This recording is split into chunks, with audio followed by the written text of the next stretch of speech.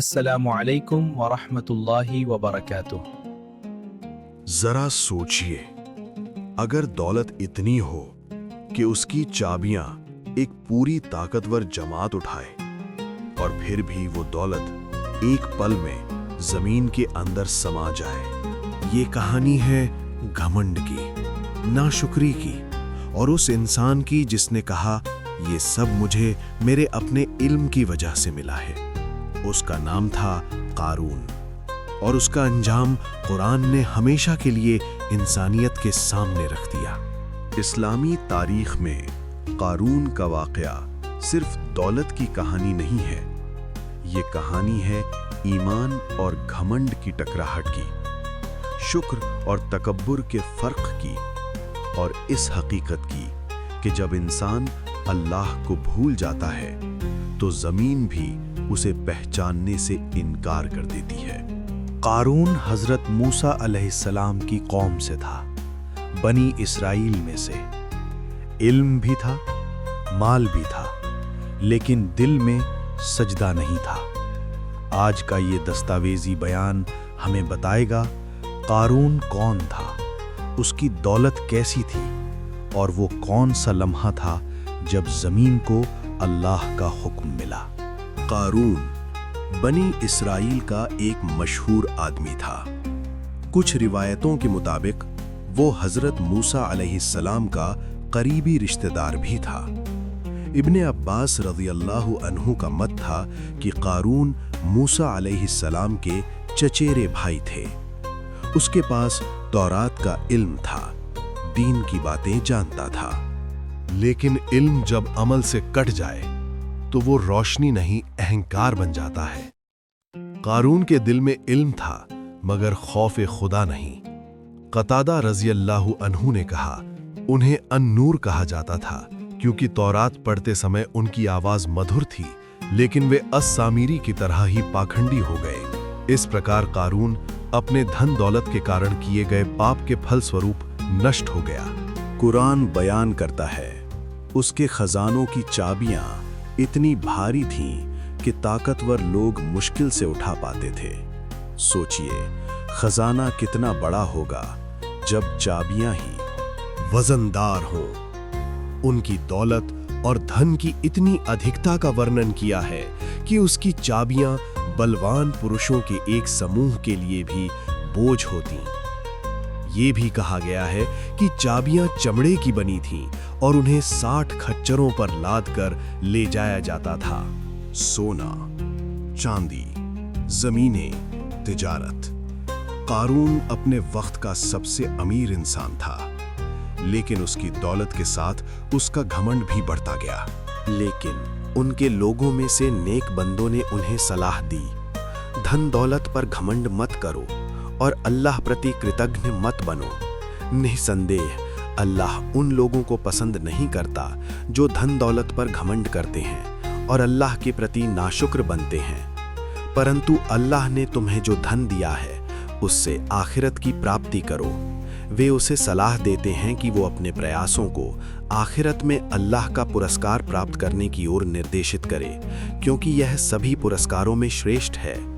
پرنتو اس سنسار میں اپنے وید سکھوں کو نہ بھولو، ارتھات اپنے دھن سے وہ سب کچھ پراپت کرو جو تمہارے لیے وید ہے، اور اس جیون کے سبھی وید سکھوں کا آنند لو۔ آخرت کے لیے اس میں سے خرچ کر، زمین میں فساد مت پھیلا۔ اللہ زمین میں فساد پھیلانے والوں اور ظالموں کو سخت سزا دیتا ہے۔ یہ نصیحت صرف لفظ نہیں تھی، یہ رحمت تھی، لیکن گھمنڈ سے بھرا دل نصیحت سنتا نہیں۔ قارون نے کہا یہ سب مجھے میرے اپنے علم کی وجہ سے ملا ہے، میری محنت کی وجہ سے ملا۔ یہ دولت میں نے اپنی حکمت سے کمایا ہے۔ نہ شکر، نہ سجدہ، نہ اللہ کا ذکر۔ اس نے نعمت کو اپنی قابلیت کہا۔ یہی وہ لمحہ تھا جہاں سے اس کا پتن شروع ہوا، کیونکہ جب انسان کہتا ہے میں نے کمایا اور بھول جاتا ہے اللہ نے دیا، تو فیصلہ قریب آ جاتا ہے۔ اللہ فرماتے ہیں کیا وہ نہیں جانتا تھا کہ اللہ نے اس سے پہلے کئی پیڑھیوں کو برباد کر دیا تھا جو اس سے زیادہ بلوان اور دھنوان تھے؟ لیکن گنہگاروں سے ان کے گناہوں کے بارے میں پوچھا نہیں جائے گا، کیونکہ اللہ انہیں اچھی طرح جانتا ہے، اس لیے انہیں بنا حساب لیے ہی سزا دیا جائے گا۔ قارون اپنی شان و شوکت کے ساتھ قوم کے سامنے نکلا۔ کپڑے، زیورات، نوکر، رتبہ۔ دنیا چاہنے والوں نے کہا، کاش ہمیں بھی قارون جیسا مل جائے۔ یہ وہ لوگ تھے جو صرف دنیا دیکھتے ہیں، لیکن علم والوں نے کہا، اللہ کا ثواب بہتر ہے ایمان والوں کے لیے۔ جب موسیٰ علیہ السلام نے زکوٰۃ انواریہ کیا تو قارون نے زکوٰۃ دینے سے منع کر دیا۔ قارون نے زکوٰۃ دینے سے بچنے کے لیے موسیٰ علیہ السلام کو بدنام کرنے کی سازش رچی، ایک ویشیا کو رشوت دے کر جھوٹی گواہی دلوائی۔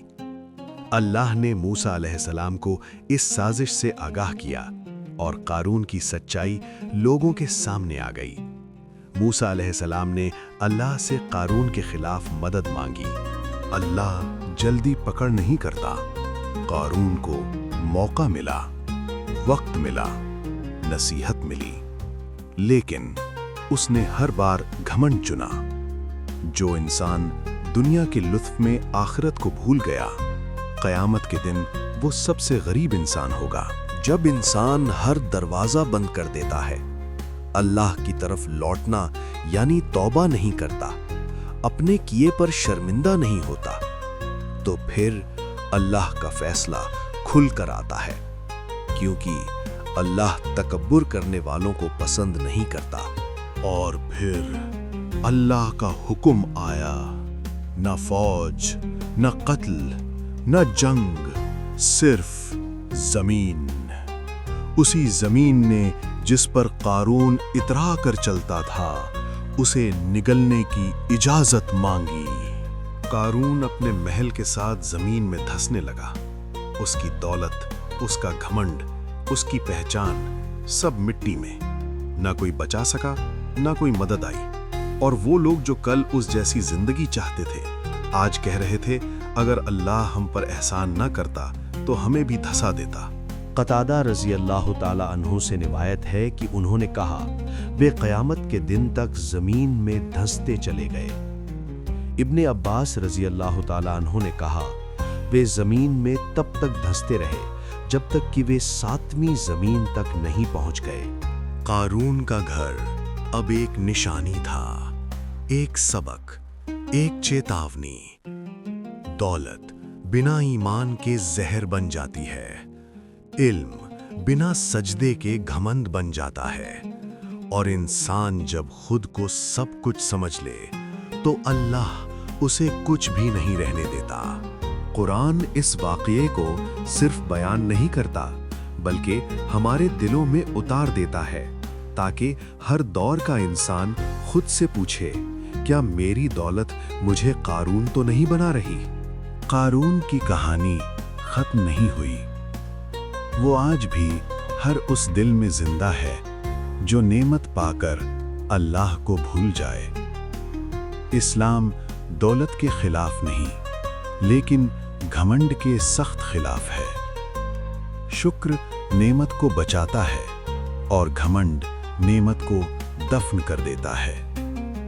آج اگر ہمارے پاس مال ہے تو سوال یہ نہیں کتنا ہے، سوال یہ ہے کیا اس میں سجدہ ہے؟ قارون کے واقعے سے مکھیہ نیتک سبق یہ ہے کہ دھن کا گھمنڈ اور اللہ کی نعمتوں کو بھولنا وناش کا کارن بنتا ہے، اور سچی کامیابی اللہ کی عبادت اور شکر ہے، نہ کہ دنیاوی دولت میں، کیونکہ سب کچھ فنا ہونے والا ہے اور اللہ کسی کو بھی آزما سکتا ہے۔ اگر آپ کو اس ویڈیو سے فائدہ ملا ہو تو لائک کریں، کامنٹ کریں، دوسروں تک شیئر کریں اور چینل کو سبسکرائب کریں۔ اللہ آپ کو اس کا ثواب دے۔